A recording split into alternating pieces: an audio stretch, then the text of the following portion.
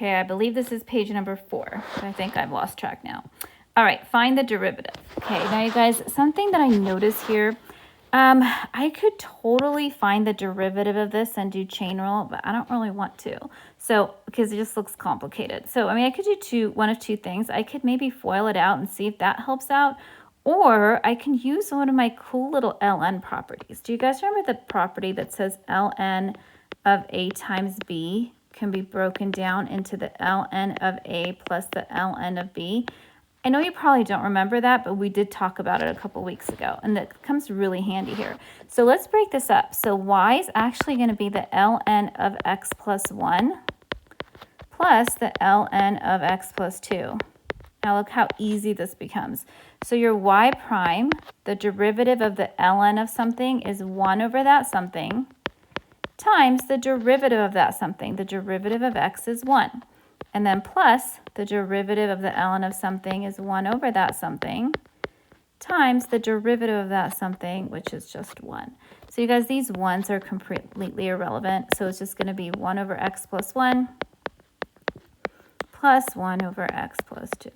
Okay, and you guys, on this one, I see a lot of people just like chain ruling it, but it does truly become an absolute nightmare. And then it's hard to simplify too. All right, this one. I know we haven't gone over this yet. We'll do this tomorrow or Monday, okay? But I'll go ahead and do it on the video for you. Okay, the table above gives values for the function f. The function is twice differentiable with the second derivative greater than 0. Which of the following could be the value of f prime of 3? So you guys, I want to find out what is the derivative at 3. So here's x equals 3, but I only know f of x. I want to find out what f prime of x is at that value. Now look, it said could be, so that means that I'm not actually going to find the real answer. I just want one that's somewhere in there. Okay, so let's check this out. If I want to find the derivative, another word for derivative is slope. So I'm going to look at these 2 points here. This 1, 2.4, and then this one that's 3, 3.6. And I'm going to find its slope. Remember, to find the slope, it's y2 minus y1 over x2 minus x1. So that's going to give me, let's see, 3.6 is 0.2. Wait, I wrote it down wrong. Sorry, this should be a 2.4. Sorry about that. Okay, so 3.6 minus 2.4 is 1.2 over 2, which gives me 0.6. So the slope between here, or the first derivative, is 0.6. Okay, now let's do it over here too. Okay, so I'm going to look at the other 2 points, which is 3, 3.6, and then the other one is 5, 5.4. Okay, and if I do y2 minus y1, that's going to be 5.4 minus 3.6 all over 5, x2 minus x1, 5 minus 3. 5.4 minus 3.6 is 0.8. 0.8 over 2 is 0.4. Now, look, if you're wondering, I need a calculator for that. They expect you to do that without one. Okay, so you're just going to have to figure that out. So please go over decimals. So this is going to be 0.8. Okay, now you guys, you have all these values. I know the slope between 1 and 3 is 0.6. I know the slope between 3 and 5 is 0.8. Now, what does it say about the second derivative? Okay, it's telling you that the second derivative, which is kind of like the slope of the slope, it's telling you that it's positive. Okay, so you guys, if the slope of this f prime is going to be positive, a slope that's positive keeps going up and up and up and up like that, right? So that means these values have to be going bigger and bigger and bigger as time goes by. So basically, I need a number between 0.6 and 0.8 for that to work, and that only number is this 0.7. Does that make sense? And if that didn't make sense to you, it really shouldn't, because we're going to talk about this on, I think, Tuesday. All right, and number 14. Okay, differentiable function has the property that the f prime is less than or equal to 3 between 1 and 8, and f of 5 is 6. Which of the following could be true? Now, you guys, with questions like this, I know it's kind of lame, but I really like to draw out a picture of what the heck is even happening. Try to make this really pretty for you guys. Okay, so what have I got here? I've got myself a point, which is 5, 6. I'm going to go 1, 2, 3, 4, 5, and then 1, 2, 3, 4, 5, 6.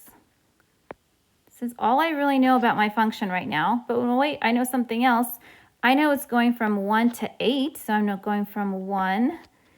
This is 5, 6, 7, 8. It's going to end right there. I know that. I also know that its derivative or its slope is less than or equal to 3. So this means the absolute biggest slope this thing can have is 3, okay? It could be 2, it could be 1, it could be -5, but it cannot be bigger than 3. So what I'm going to do to this point here is I'm going to draw a line with the most extreme case. So the most extreme case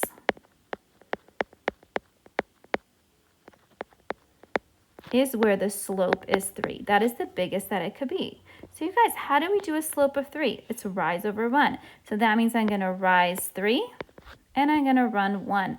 So I'm going to end up being somewhere right there. Look, I rose 3 and I ran 1, right? I can also go down. I can go 1, 2, 3, and then run 1 like this. I can do it again. 1, 2, 3, and run 1 like that. Okay, so this red line right here, look how beautiful that came out, kinda. Let's make it there, whatever. Okay, this is the steepest that the line can be. You guys, I'm sorry these points didn't really go through, but whatever, we'll just pretend.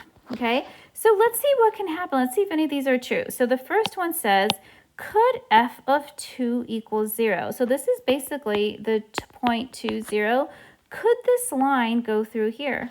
Okay, and you guys look, this was my original pivot point. So look, could I draw the line through there? Is that a steeper or a less steep slope? That's a less steep line, so yes, that could definitely happen, because you guys remember my biggest slope is 3, so anything less than it is good. Okay, how about f of 6 equals -2? Well, here's 6, -2 is somewhere down here. Could the line go through there? Well, again, this was my big pivot point, right? You guys look, is the slope of that line less than 3? It is. This is a line from left to right going down. That's a negative slope. A negative number is always smaller than 3. So this works too.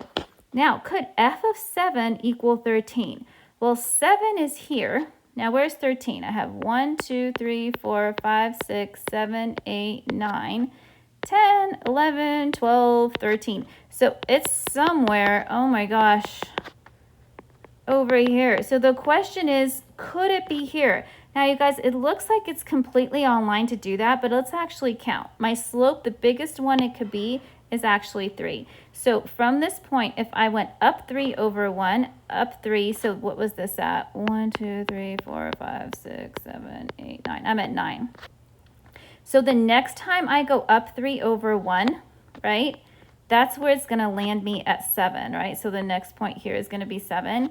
And you guys, this is at the point, if I add 3 to 9, 9 plus 3 is 12, right? So I'm only at 12, okay? But I want to get up to 13. You guys notice if I go again, if I go up 3 over 1, you guys, this line is just barely missing that point. To hit this point right here, my slope would have to be a little bit more steep to hit that. Does that kind of make sense? I do that really, really bad. But look, it doesn't quite reach it. It would have to be steeper in order for it to hit that. So f of 7 cannot equal 13. So my answer there would be 1 and 2 only. So it would be C. All right. Gosh, I keep hitting the wrong thing.